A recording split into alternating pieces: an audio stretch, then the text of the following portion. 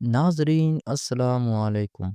मेरा नाम रूबी है, मेरी उम्र 50 साल है। मैं अपने वालिदैन की इकलौती बेटी थी। अम्मा अब्बा बहुत अमीर घराने से ताल्लुक़ रखते थे। अम्मा की पसंद की शादी थी जबकि अब्बा अम्मा को पसंद नहीं करते थे। लेकिन चूँकि अब्बा अम्मा के ताया के बेटे थे तभी नाना ने अम्मा की शादी अपने भाई के घर कर दी। अब्बा को भी दादा अब्बा ने मना लिया। अब्बा अभी शादी नहीं करना चाहते थे, वो किसी और से मोहब्बत करते थे।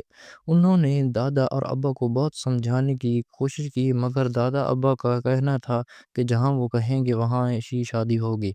मगर दादा अब्बा की सख्ती पर इनको मानना पड़ा। अम्मा 2 बहनें थीं, अब्बा इकलौते बेटे थे। अम्मा की शादी जिस वक़्त हुई, इस वक़्त अब्बा अम्मा को बिल्कुल पसंद नहीं करते थे। अम्मा की शादी के बाद नाना का एक कार एक्सीडेंट में इंतकाल हो गया और खाला नीम पागल हो गई, वो किसी से नहीं मिलती थी। हमेशा तनहा रहती, ना किसी से ज़्यादा बात करती थी। अम्मा अक्सर खाला से मिल आती, लेकिन वो कभी हमारे घर नहीं आई थी। अब्बा अम्मा को नापसंद करते थे, तभी वो हमेशा अम्मा पर ज़ुल्म करते। इनको मारते-पीटते, इनसे घर के काम तक लेते, लेकिन मेरा पैदाइश के बाद अब्बा कुछ बेहतर हो गए थे। अब अम्मा से प्यार से बात करते थे।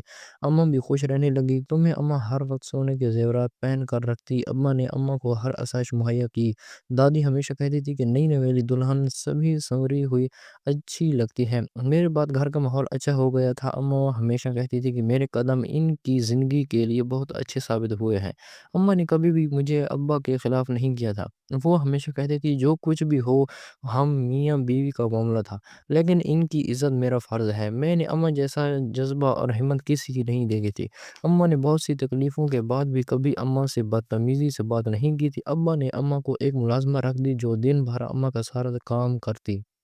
वो कुछ उधेड़ उम्र थी, बहुत अरसा अम्मा के साथ काम करती रही मगर फिर वो बीमार रहने लगी। अम्मा इसको कहती कि तुम अब घर पर आराम कर लिया करो, अगर तुम्हारी कोई बेटी है तो इसे घर ले आओ, वो काम कर लिया करेगी। मगर मुलाज़िमा कहती कि वो जवान है, मैं इसे काम पर नहीं ले कर आती।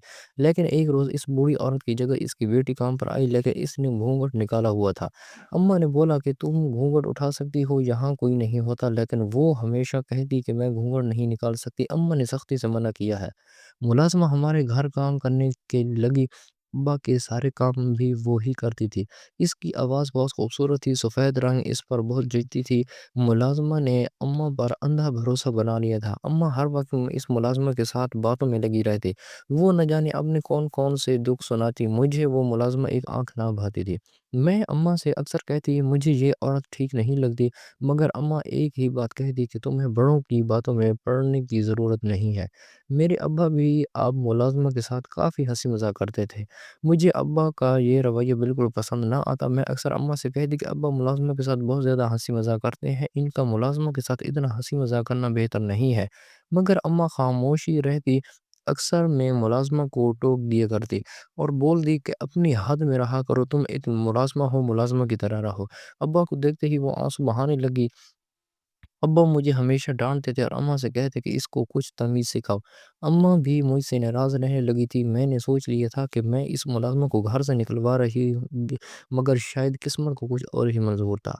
अक्सर अब अम्मा की गैर मौजूदगी में मुलाज़िमा अब्बा के कमरे में जाती और कई-कई घंटे बाद जब मुलाज़िमा कमरे से निकलती तो पूरी काँप रहे होती और ना जाने अपनी चादर के नीचे क्या छुपा लेती। एक रोज़ तजस्सुस के मारे मैं मुलाज़िमा अब्बा के कमरे में जाते ही खुद भी इनके पीछे चल पड़ी, लेकिन मेरी हैरत की इंतहा ना रही। जब मैंने दरवाज़े को धक्का लगाया तो अंदर से दरवाज़ा बंद था।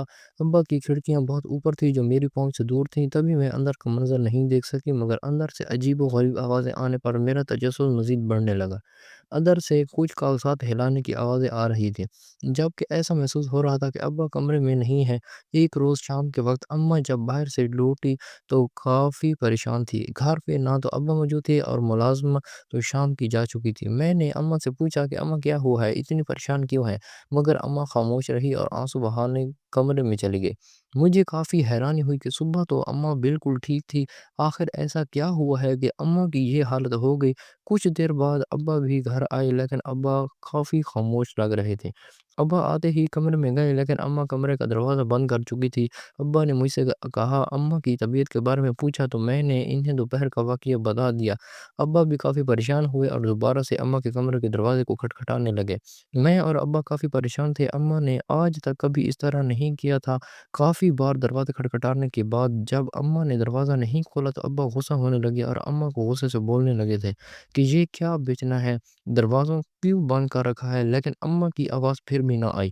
اب میں پھوٹ پھوٹ کے رونے لگی تھی کہ میں جانتی تھی اس سب کے پیچھے کوئی بہت بڑی وجہ ہے جو اماں کسی کو نہیں بتا رہے۔ ایک رات جیسے تیسے ہم لوگوں نے کاٹ لی۔ اگلی صبح جب اماں نے دروازہ کھولا، اماں کی آنکھیں سوجی ہوئی تھی، شاید ساری رات رونے کی وجہ سے ان کی آنکھیں کھانا مشکل ہو رہی تھی۔ وہ کمرے سے باہر آئیں تو میں صوفے پر ہی بیٹھی ہوئی تھی۔ اماں کو دیکھتے ہی اماں کو سینے سے لگ گئی اور رونے میں لگی۔ اماں سے پوچھا کیا ہوا ہے اماں، ایسے کیوں رو رہی ہو؟ لیکن وہ میری بات پہ پھر خاموشی سے آنسو صاف کرنے لگی، لیکن بولی کچھ نہیں اور کچن میں جا کر ناشتہ تیار کرنے لگی۔ مجھے کافی حیرت ہوئی کیونکہ ناشتہ ہمیشہ ملازمہ بناتی تھی، آج اماں کو نہ جانے کیا ہو گیا تھا۔ میں نے اماں سے بولا کہ ملازمہ کا انتظار کر لے، وہ آنے ہی والی ہوگی، مگر اماں نے ایک جملے میں ساری بات ختم کر دی کہ وہ جن کاموں میں لگی ہوئی ہے اسے وہی کرنے دو، اس پر وہی ججتے ہیں، یہ گھر کے کام اس کے بس کی بات نہیں ہے۔ اماں کی بات میرے پلے نہ پڑی مگر میں حیرانگی سے اماں کو دیکھنے لگی۔ اتنی ہی دیر میں ابا آ گئے اور اماں کو ناشتہ بناتے ہوئے دیکھنے لگے۔ ابا کافی غصے میں تھے، اماں نے ساتھ جھگڑنے لگے اور بولے کہ رات بھر تم نے کیا تماشا لگا رکھا تھا، آخر تم چاہتی کیا ہو؟ مگر اماں مسکرانے لگی اور بولی کہ مجھے بہت پہلے اندازہ ہو رہا جانا چاہیے تھا کہ آپ کیا چاہتے ہیں، ایک طرح محبت ساری زندگی ساتھ نہیں چلتی۔ مجھے اماں کی باتوں سے خطرہ محسوس ہو رہا تھا، جیسے کوئی بہت بڑا راز ہے جو مجھ سے چھپایا جا رہا تھا۔ ابا نے حیرت سے میری طرف دیکھا اور آنکھیں پھاڑے اماں کو دیکھنے لگے۔ شاید ابا کو اس جواب کی توقع نہیں تھی، ابا کے چہرے پہ غصہ مزید بڑھنے لگا تھا، وہ ناشتے کی میز چھوڑ کر واپس کمرے میں بند ہو گئے۔ میں خاموشی سے اماں کے پاس گئی اور اماں سے پوچھا کہ اماں آخر ہوا کیا ہے؟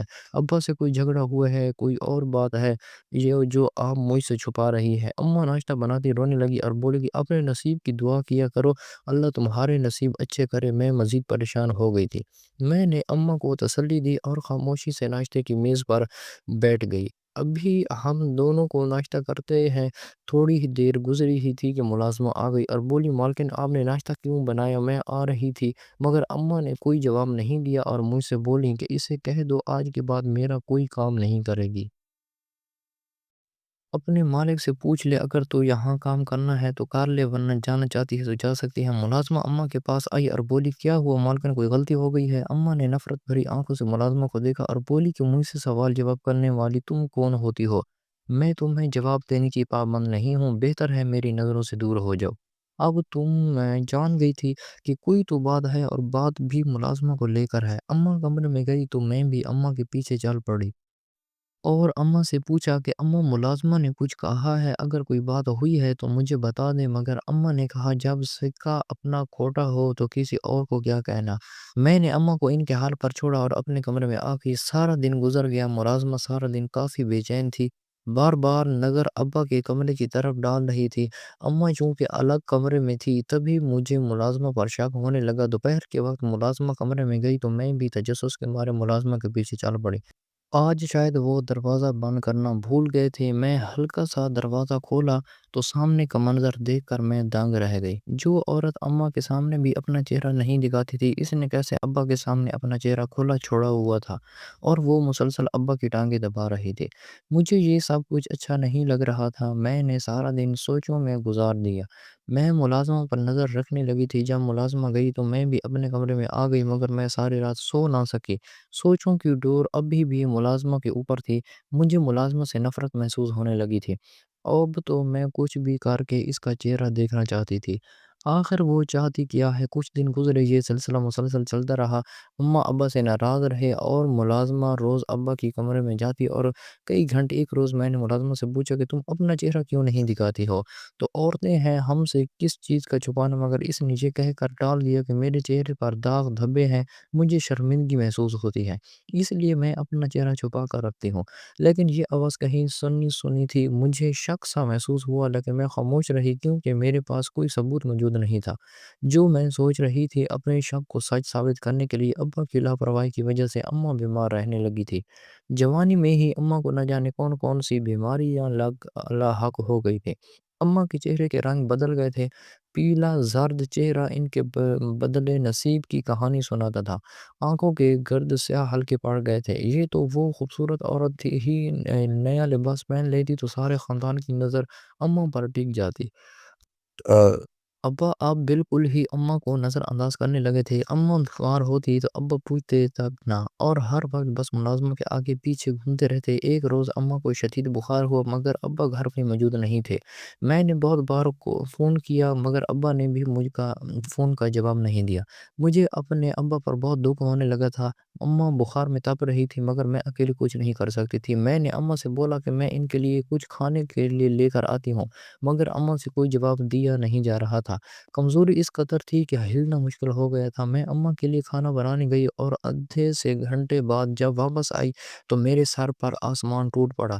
جب میں نے اماں کو مردہ حالت میں دیکھا میرے ہاتھ سے کھانے کی ٹرے زمین پر گر گئی۔ میں چیخ مارتے ہوئے اماں کے پاس گئی اور اماں کو بہت بار ہلایا مگر اماں کا وجود بے سد ہو حرکت تھا۔ میرے تو جسم سے جان نکل گئی تھی۔ اماں کی یہ حالت دیکھ کر میں چیخ چیخ کر اماں کو اٹھاتی رہی مگر جانے والے کہاں واپس آتے ہیں۔ کچھ وقت میں ہی گھر میں کوہرام مچ گیا تھا کہ میں اماں کی چارپائی سے لپٹی پھوٹ پھوٹ کر رو رہی تھی۔ لیکن جس انسان کے ساتھ اماں نے ساری زندگی گزار دی تھی اس انسان کی آنکھوں میں ایک بھی آنسو نہیں تھا۔ مجھے اس وقت کوئی ہوش نہیں تھی مگر میں ابا سے بہت سے سوال کرنا چاہتی تھی۔ ملازمہ ایک کونے میں کھڑی نہ جانے کیا کر رہی تھی۔ پورا گھر مہمانوں سے بھرا ہوا تھا۔ اماں کا جنازہ اٹھا تو میں پھوٹ پھوٹ کر رونے لگی۔ اماں کی تدفین کے بعد سب اپنے گھروں کو چلے گئے۔ پورے گھر میں مجھے اپنا آپ اکیلا محسوس ہو رہا تھا۔ میرے ابا نے ایک بار مجھے اپنے سینے سے نہ لگایا تھا۔ گھر پر اب میں ابا اور ملازمہ ہی ہوتی تھی۔ میں اپنے کام خود کرتی تھی اور ملازمہ ابا اور باقی گھر کے کام میں زیادہ ابا سے بھی بات نہ کرتی تھی۔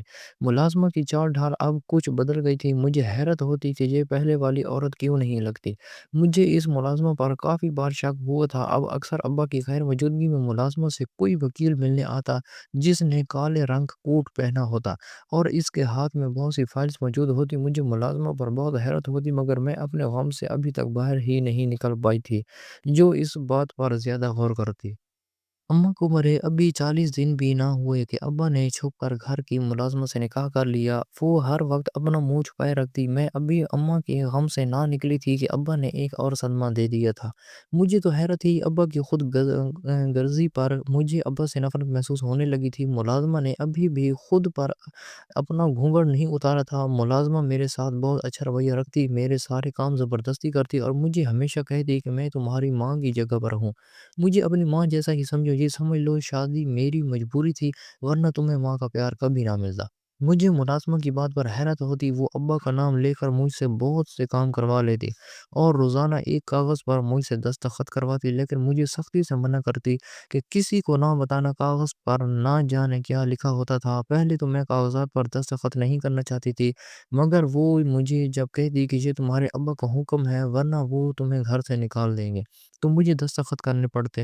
ایک روز میں چپکے سے ابا کے پاس گئی اور بولی آپ نے ملازمہ سے نکاح کر لیا ہے مگر وہ نہ جانے مجھ سے کیا کیا کرواتی رہتی ہے۔ تو ابا نے صاف دو ٹوک الفاظ میں کہہ دیا کہ جو وہ کہتی ہے وہ کر دیا کرو، اس کے ساتھ بحث کی تو مجھ سے برا کوئی نہیں ہوگا۔ میں تو اپنے ابا کی شفافیت پر حیران تھی کہ کوئی اتنا خود غرض کیسے ہو سکتا ہے جسے کسی غیر کے سامنے اپنی اولاد بھی نظر نہ آئے۔ اگلے روز صبح کے وقت میں ابا سے اپنی پڑھائی سے متعلق کچھ پوچھنے گئی تھی کہ ملازمہ ابا کے کمرے میں ان سے کوئی بات کر رہی تھی۔ میں بھی چھپ کر ان کی باتوں کو سننے لگی۔ ملازمہ ابا سے کہہ رہی تھی کہ آپ کی بیٹی کو مجھ پر شک ہے، اب وہ مجھ پر بہت نظر رکھتی ہے، مجھے اچھا نہیں لگتا، آپ مجھے میرے گھر واپس چھوڑ آئیں، میں وہاں ہی ٹھیک تھی، آپ نے نہ جانے کیوں مجھ جیسی سے نکاح کر لیا اور یہاں لے آئے، یہاں تو میری حیثیت ابھی بھی ایک ملازمہ جیسی ہے۔ ابا نے ملازمہ کو تسلی دی اور بولے کہ تم اس گھر کی مالکن ہو، میری سابقہ بیوی کے مرنے کے بعد اب تم ہی سب کو ہو، کاش وہ اس روز ہم دونوں کو اکٹھے نہ دیکھتی تو آج وہ یہاں ہوتی۔ ابا کی آواز رند گئی تھی۔ مجھے یقین نہیں آ رہا تھا کہ ابا جو کچھ کہہ رہے ہیں وہ سچ ہے۔ اماں اسی روز سے اسی لیے پریشان اور ابا سے ناراض تھی۔ ابا بے وفائی کی سب حد پار کر گئے تھے۔ ابا نے مجھے اور اماں کو جو غم دیا تھا ناقابل برداشت تھا، مگر اب جو ہو گیا تھا اس سے بدلا نہیں جا سکتا تھا۔ میں نے اپنے نصیب کے ساتھ سمجھوتا کر لیا تھا، میری اماں نے اپنے نصیب کا لکھا مان لیا تھا۔ میں خود کو یہ سوچ کر حوصلہ دے دیتی کہ یہ وقت بھی گزر رہ جائے گا، ہم تا عمر یہاں نہیں رہ سکتے، ہم نے بھی واپس جانا ہے۔ اماں کی موت نے مجھے جہاں تھوڑا تھا وہاں کہیں نہ کہیں بہت ہمت بھی دی تھی۔ ایک دن ملازمہ کام کر رہی تھی، میں بھی کچن میں کسی کام کے لیے گئی، مگر میری نظر جیسے ہی ملازمہ کے ہاتھ پر پڑی تو میں دنگ رہ گئی۔ اس کے ہاتھوں میں کنگن دیکھ کر مجھے شک سا ہوا، یوں ہی اس کے چہرے سے کپڑا ہٹایا تو سر پر آسمان ٹوٹ پڑا کہ وہ ملازمہ کوئی اور نہیں بلکہ میری نیم پاگل خالہ تھی۔ میری آنکھیں حیرت سے کھل گئیں، مگر پھر بھی اپنی آنکھیں پر یقین نہیں آیا۔ خالہ کو نگہت اٹھتے ہی ایک دم چونک گئی اور مجھے حیرت سے دیکھنے لگی۔ مجھے یقین نہیں آ رہا تھا کہ ابا نے اماں کو دھوکہ خالہ کی وجہ سے دیا تھا یا یہ کوئی اور کہانی تھی۔ مجھ سے کچھ چھپایا نہ جا رہا تھا، میں کچھ نہیں جانتی تھی۔ اب تو میں بس چہرے پر ہاتھ رکھے اس بات کو یقین کرنے کی کوشش کر رہی تھی، خواہ جو میں دیکھ رہی ہوں وہ حقیقت ہے بھی یا نہیں۔ میں الٹے قدموں چلنے اپنے کمرے میں بند ہو گئی تھی۔ ابا گھر آئے تو میں اس وقت بھی کمرے سے نہ نکلی، نہ جانے خالہ نے ابا کو کیا کہا کہ ابا رات کے وقت میرے کمرے میں آئے اور بولے کیوں، مجھ سے کچھ بات کرنی ہے؟ مگر میں اس وقت اس حالت میں نہیں تھی کہ میں کسی سے بات کر سکتی۔ دھچکے پہ دھچکا مل رہا تھا، مجھے سنبھلنے کے لیے کچھ وقت درکار تھا۔ میں نے ابا سے بولا کہ ابھی مجھے کسی سے بات نہیں کرنی، مگر ابا مجھ پر غصہ ہونے لگے اور بولے کہ جلدی سے میری بات سننا، مجھ سے برا کوئی نہیں ہوگا۔ میں سوچ کے رہ گئی کہ ابھی بھی آپ سے برا کوئی ہو سکتا ہے جنہوں نے نہ صرف میری اماں کو جان لے لی بلکہ مجھ پہ اتنا بوجھ لا دیا جس کو اٹھانے کے لیے میرے کندھے کمزور تھے۔ کہ ابا نے ایک بار بھی نہیں سوچا ہوگا کہ میرے ذہن پر اس سب کا کیا اثر پڑے گا۔ ابا نے تو وہی کیا جو ان کو بہتر لگا۔ دو غلے رشتوں کا بوجھ انسان کو تھکا دیتا ہے۔ میں نے اپنے آنسو صاف کیے اور ہمت کرتے ہوئے اٹھ کر ابا کی بات سننے گئی۔ میں نے ابا سے کوئی سوال نہیں کیا، نہ ہی کوئی جواب مانگا، میں خاموشی سے ابا کے سامنے سر جھکائے کھڑی تھی۔ شاید کہنے کے لیے کچھ بچا ہی نہیں تھا۔ ابا نے لمبا سانس لیا اور مجھے اپنے پاس بلایا۔ میں ابا کے پاس جا کر بیٹھی تو ابا نے اپنی بات شروع کی۔ میں بہت غور سے ابا کی ہر بات سن رہی تھی۔ ابا نے بولا کہ ابا اور خالہ بچپن سے ایک دوسرے سے محبت کرتے تھے، مگر اماں کی محبت خالہ اور ابا کی محبت پر بھاری پڑ گئی۔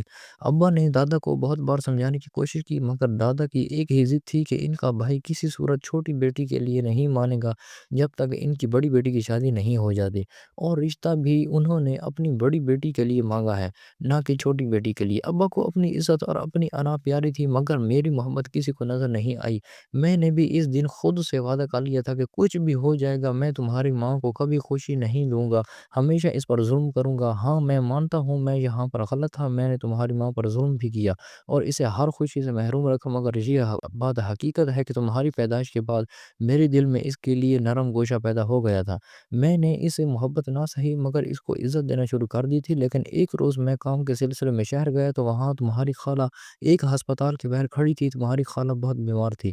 میں نے زبردستی اسے ڈاکٹر کو دکھایا تو ڈاکٹر نے بولا کہ تمہاری خالہ تنہا رہنے کی وجہ سے بیمار ہونے لگی ہے۔ تنہائی انسان کو اندر سے کھوکھلا کر دیتی ہے۔ میں ابا کی باتیں بڑے غور سے سن رہی تھی۔ مجھے لگا کہ ابا مجھ سے غلط بیانی کر رہے ہیں، مگر میرے پاس ابا کو غلط ثابت کرنے کے لیے کوئی ٹھوس ثبوت بھی موجود نہیں تھا۔ میں خاموشی سے ابا کو سنتی رہی۔ ابا نے اپنی کہانی جاری رکھتے ہوئے مجھے بتایا کہ اس روز خالہ کی ضد کے باوجود ابا انہیں اپنے ساتھ گھر لانا چاہ رہے تھے، مگر خالہ کا ایک ہی کہنا تھا کہ وہ اپنی وجہ سے آپ لوگوں کا گھر خراب نہیں کرنا چاہتے۔ مگر نہ جانے نصیب میں کیا لکھا تھا، تمہاری اماں نے مجھے اور تمہاری خالہ کو ایک ساتھ دیکھ لیا۔ میں یہ بات جانتا تھا کہ تمہاری اماں مجھے اور تمہاری خالہ کو ایک ساتھ دیکھ چکی ہیں، میرے پاس اور کوئی دوسرا راستہ نہیں تھا۔ تمہاری خالہ کی طبیعت دن بدن بگڑتی جا رہی تھی، اس پر تمہاری اماں کا بگڑتا رویہ مجھے دوہری پریشانی میں مبتلا کر رہا تھا۔ تمہاری خالہ گھر پر ملازمہ بن کر رہنے لگی اور اصل ملازمہ کو میں نے کام سے ہٹا دیا۔ تمہاری اماں یہ بھی جانتی تھی کہ ملازمہ کوئی اور نہیں بلکہ تمہاری سگی خالہ ہے۔ تمہاری خالہ نے کئی بار تمہاری اماں سے معافی مانگنے کی کوشش کی، وہ بے قصور ہو کر بھی تمہاری اماں کو صفائیاں دیتی رہی، مگر تمہاری اماں کی ایک ہی ضد تھی کہ میں تمہاری اماں کو طلاق دے دوں۔ میں بے وفا نہیں تھا، مگر تمہاری اماں نے مجھے بے وفائی کا تمغہ بھی دے دیا۔ میں خاموشی سے سب برداشت کر رہا تھا۔ جس روز تمہاری اماں کی موت ہوئی، اس روز میں ٹریفک میں بہت برے طریقے سے پھنسا ہوا تھا، لیکن جب تک گھر آیا تب تک دیر ہو چکی تھی۔ غلط فہمیاں انسان کو برباد کر دیتی ہیں، اور نہ جانے اس غلط فہمی کے بدلے میں کتنے ہی گھر تباہ و برباد ہو چکے ہیں۔ ہر رشتے میں سب سے پہلے انسان کا بھروسہ کرنا لازم ہے، مگر نہ تمہاری اماں کو مجھ پہ بھروسہ ہوا اور نہ میں کبھی دلا سکا۔ ابا کی بات سن کر میری آنکھوں سے آنسو بہہ رہے تھے۔ مجھے یقین نہیں آ رہا تھا کتنا سب میری آنکھوں کے سامنے ہو گیا اور میں کچھ نہیں کر پائی۔ میں ہچکیوں کے ساتھ رو رہی تھی جب خالہ میرے سامنے پانی لے کر کھڑی ہو گئی اور بولی کہ پانی پی لو۔ میں غور سے کبھی گلاس کو تو کبھی خالہ کے چہرے کو دیکھتی، پھر ہاتھ بڑھا کر میں نے گلاس پکڑ لیا اور پانی پینے لگی۔ میری خالہ کو نہ جانے مجھ پر ترس آ گیا تھا، جو جلدی سے مجھے اپنے سینے سے لگایا اور پھوٹ پھوٹ کر رونے لگی۔ مجھے بھی کسی سہارے کی ضرورت تھی۔ تب ہی بھی میں بھی خالہ کے ساتھ لگی رونے لگی۔ میرے دل پر پڑا بوجھ بہت حد تک ختم ہو چکا تھا۔ پہلے سے گھر کا ماحول کچھ بہتر ہونے لگا۔ خالہ میرا بہت خیال رکھتی، میری ضروریات میرے کہنے سے پہلے ہی پوری کر دیتی۔ میری صحت سے لے کر میری پڑھائی تک ساری ذمہ داری خالہ نے اپنے سر پر لے لی تھی۔ ابا بھی ہر دوسرے دن خالہ کو ڈاکٹر کے پاس لے کر جاتے ہیں۔ خالہ کا بھی علاج اچھی طرح سے ہو رہا تھا۔ ایک دن خالہ میرے پاس آئیں، ان کے ہاتھ میں کچھ کاغذات تھے۔ مجھے حیرت ہوئی کہ ایک کاغذات تو پہلے بھی میں نے کہیں دیکھے ہیں۔ خالہ بہت عرصے پہلے مجھ سے یہ ایسے ہی کچھ کاغذات دستخط کروا کرتی تھی۔ اب بھی وہ میرے پاس ان کاغذات کو لے کر آئیں اور مجھے دستخط کرنے کے لیے بولا۔ پہلے تو مجھے تجسس ہوا کہ آخر ان کاغذات میں ایسا ہے کیا۔ میں نے خالہ سے پوچھا کہ کاغذات کس چیز کے ہیں، تو مجھ سے نظریں چرانے لگی جیسے مجھ سے کچھ چھپا رہی تھی۔ میں نے خالہ سے پھر سے سوال دہرایا کہ خالہ یہ کاغذات کس چیز کے ہیں، تو خالہ بولی اس بات کا تمہارے ابا کو بالکل بھی علم نہ ہو، یہ ان جائیداد کے پیپر ہیں جو تمہاری اماں نے تمہارے ابا کی جائیداد میں سے کچھ میرے نام کر دی تھی۔ جب تمہارے ابا نے بہت سی جائیداد تمہاری اماں کے نام لگائی تو میری حفاظت کے لیے تمہاری اماں نے اس میں سے کچھ جائیداد میرے نام کر دی تھی، مگر اب مجھے اس سب کی ضرورت نہیں ہے۔ میں تمہاری امانت تمہیں واپس لوٹانا چاہتی ہوں۔ مجھے یہ سب نہیں چاہیے، مجھے جو چاہیے تھا وہ اللہ نے میری جھولی میں بن مانگے ہی ڈال دیا ہے۔ ایک محبت کرنے والا شوہر اور ایک پیاری سی بیٹی اللہ نے مجھے نہ جانے کس نیکی کے صلے میں دی ہے۔ یہ بات تمہارے ابا کو کبھی نہ پتہ چلے، ورنہ جو تمہارے اماں کے لیے ان کے دل میں عزت اور محبت تھی اور بھروسہ تھا وہ سب ختم ہو جائے گا۔ ان کا بھروسہ نہ صرف تمہاری اماں پر سے بلکہ مجھ پر، بلکہ دنیا کی تمام عورتوں پر سے اٹھ جائے گا۔ میں خالہ کو جتنا برا سمجھتی تھی، خالہ اتنی بری نہیں تھی۔ وقت اور حالات نے میرے آگے ایسے ایسے واقعات لا کر کھڑے کر دیے تھے کہ جن پر بھروسہ کرنا میرے لیے مشکل تھا۔ جو غلطی اماں نے کی وہ غلطی کہیں نہ کہیں میں بھی کر رہی تھی، مگر میری آنکھیں اللہ نے جلد ہی کھول دیں اور میں کسی کے ساتھ زیادتی کرتی اس سے پہلے ہی سچائی سامنے آ گئی۔ کاش یہ سچائی اماں کے سامنے بھی آ جاتی تو شاید آج اماں میرے ساتھ ہوتی۔ ہماری زندگی میں دو چیزیں ہمیں بے بس کر دیتی ہیں، ایک کاش ایک شاید۔ خالہ نے اماں کی دی ہوئی ساری جائیداد میرے نام کر دی تھی، اس بات کا بھی ابا کو نہیں ہونے دی۔ خالہ میری اماں جیسی تو نہ تھی، مگر چہرہ کچھ کچھ میری اماں سے ملتا تھا۔ مجھے اکثر اوقات خالہ میں اپنی اماں نظر آتی تھی۔ خالہ بھی میرا خیال اماں کی طرح رکھتی تھی۔ انہوں نے کبھی اپنی اولاد کی خواہش کی ہی نہیں تھی۔ وہ ہمیشہ ایک ہی بات کہتی تھی کہ مجھے اللہ نے ایک بیٹی دے دی ہے، مجھے اور کیا چاہیے۔ میں تو اس عورت کے ظرف پر حیران تھی جو اتنی تکلیف برداشت کرنے کے باوجود میرے سامنے بہت اچھے طریقے سے رہتی تھی۔ اگر وہ چاہتی تو اپنی بہن کے لیے بدلہ مجھ سے لے سکتی تھی، مگر انہوں نے اپنا آپ دکھاتے ہوئے مجھے یہ بات سمجھائی کہ ہر برا کرنے والے کے ساتھ برا نہیں کیا جاتا۔ اگر ہم کچھ اچھائی کر دیں تو اللہ ہمیں دنیا آخرت میں عزت خود دے دیتا ہے۔ ضروری نہیں کہ ہر بار برائی کے بدلے برائی ہی دی جائے۔ یہ آپ کا ظرف اور آپ کے ضمیر پر منحصر ہے کہ وہ کتنا بڑا ہے، وہ کس چھوٹی چیز کے بدلے کیا بڑی چیز دے سکتا ہے۔